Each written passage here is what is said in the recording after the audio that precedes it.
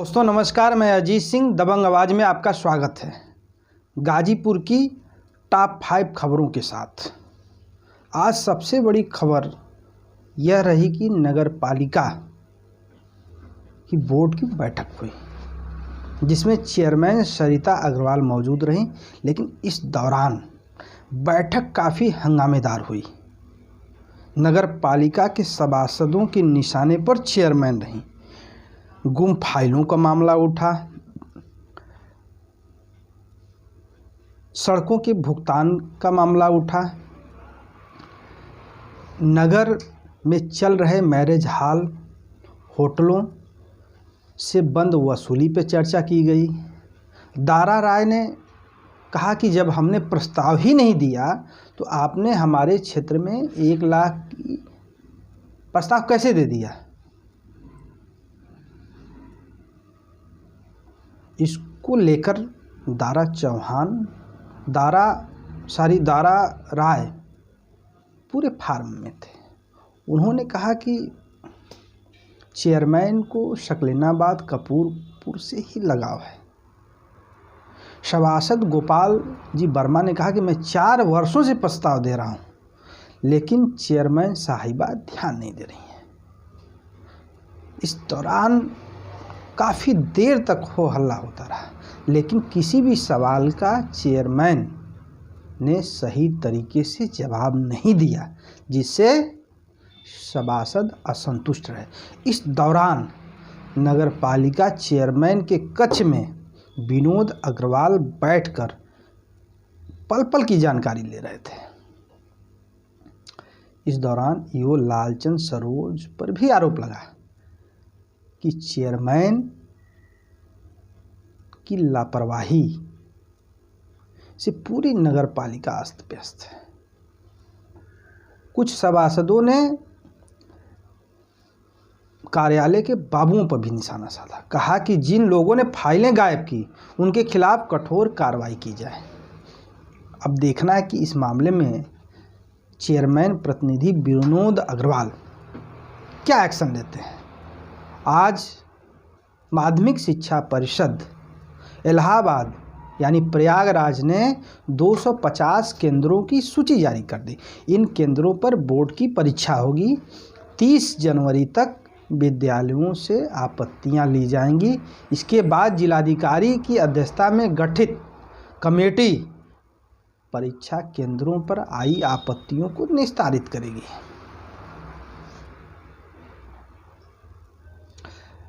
आज ओम प्रकाश राजभर योगी सरकार के मंत्री अनिल राजभर के निशाने पर रहे।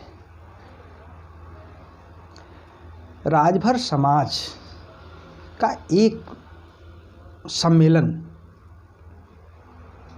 नगर के एक मैरिज हॉल में आयोजित किया गया था, जिसका नाम दिया गया था राजभर चेतना सम्मेलन। इस सम्मेलन में राजभर समाज के बड़े नेता भी आए थे। मुख्य अतिथि के रूप में अनिल राजभर थे। जमनिया विधायक सुनीता सिंह थी। इस दौरान अनिल राजभर ने ओम प्रकाश राजभर को कहा कि इनका खेल 2022 में समाप्त हो जाएगा। ओम प्रकाश राजभर एक ऐसे नेता हैं जो राजभर समाज को दिग्भ्रमित कर रहे हैं। उन्होंने राजभर ओम प्रकाश पर निशाना साधा।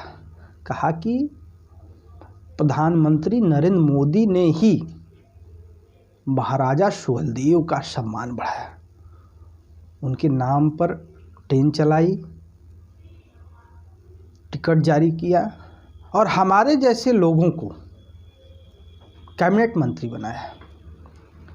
इस दौरान सुनीता सिंह भी काफ़ी नाराज दिखी। उन्होंने ओम प्रकाश राजभर को कहा कि ऐसे लोग समाज में अधिक दिनों तक राजनीति नहीं कर पाते हैं। बता दें कि ओम प्रकाश राजभर के खिलाफ अनिल राजभर को मैदान में उतारा गया है। इस समय ओम प्रकाश राजभर एक ऐसा मोर्चा बना रहे हैं जो भाजपा को 2022 में रोके। इसके लिए उन्होंने ओवैसी से हाथ मिलाया।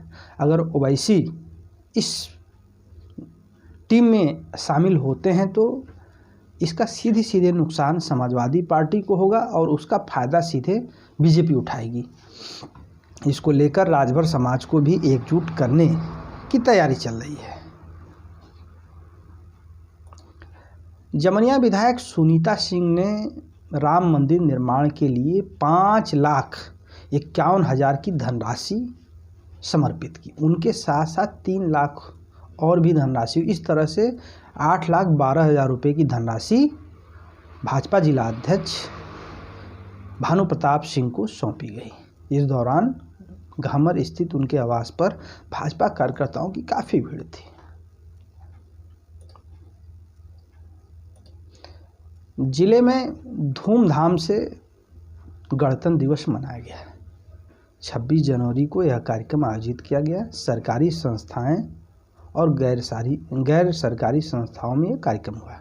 पुलिस लाइन में मुख्य अतिथि के रूप में प्रभारी मंत्री आनंद स्वरूप शुक्ला ने परेड की सलामी ली। इस दौरान उन्होंने एसपी डॉक्टर ओम प्रकाश सिंह को गोल्ड मेडल देकर सम्मानित किया। इसके साथ साथ अन्य पुलिसकर्मियों को भी सम्मानित किया। इस कार्यक्रम में जमनिया विधायक सुनीता सिंह भी रहीं। इस समय जिलाधिकारी एमपी सिंह की कमी खल रही है। उन्हें कोरोना हुआ है और वह बीमार है। जिले वासियों ने उनके जल्द स्वस्थ होने की कामना की है।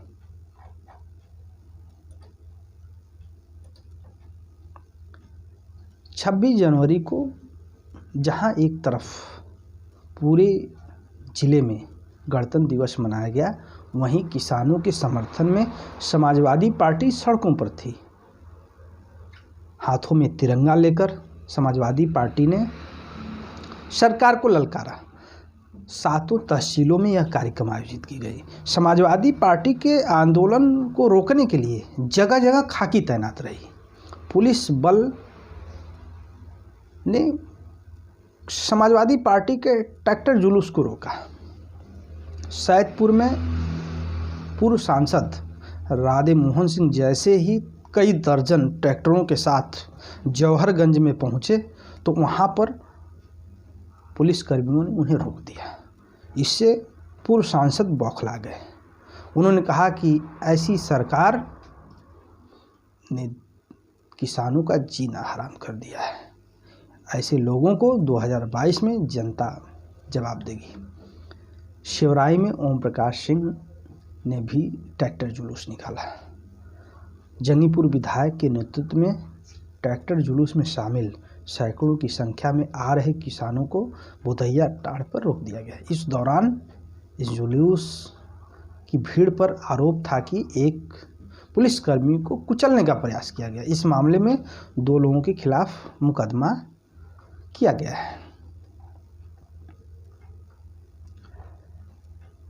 सुखबीर एग्रो एनर्जी लिमिटेड फतुल्लापुर के महाप्रबंधक प्रिंस गक्खर ने 26 जनवरी पर 300 गरीबों को कंबल वितरित किया। इसमें राजेश्वरी विकलांग विद्यालय के बच्चे और अगल बगल गांवों के लोग शामिल थे। इस दौरान प्रिंस गक्खर ने कहा कि क्षेत्र की खुशहाली के लिए यह फैक्ट्री चल रही है। हजारों को रोजगार दिया जा रहा है।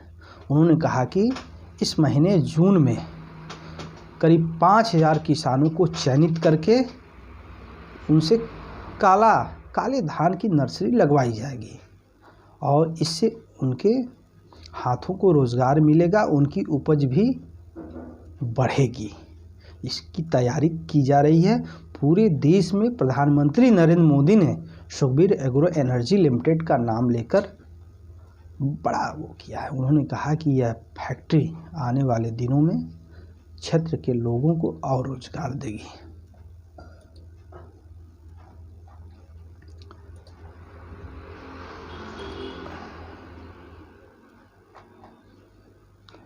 समाजवादी पार्टी के पूर्व सांसद राधे मोहन सिंह की काफ़ी चर्चा हो रही है। राधे मोहन सिंह 2009 से लेकर 2014 तक गाजीपुर संसदीय क्षेत्र से सांसद रहे हैं। लेकिन उन्हें 2014 में भी समाजवादी पार्टी ने टिकट नहीं दिया और 2019 में समझौते के कारण यह सीट बसपा के कोटे में चली गई और मौजूदा समय में बसपा के अफजाल अंसारी गाजीपुर से सांसद हैं। समाजवादी पार्टी के सूत्रों का कहना है कि जो समाजवादी पार्टी के पूर्व सांसद रहे हैं उन्हें इस बार विधानसभा का चुनाव लड़ाया जाएगा। ऐसे में राधे मोहन के समर्थकों की मांग है कि जमनिया से राधे मोहन को टिकट दिया जाए। इसको लेकर पूरे ज़िले की सियासत गरमा गई है। बता दें कि ओम प्रकाश सिंह के खिलाफ रवि यादव ने भी ताल ठोकी है।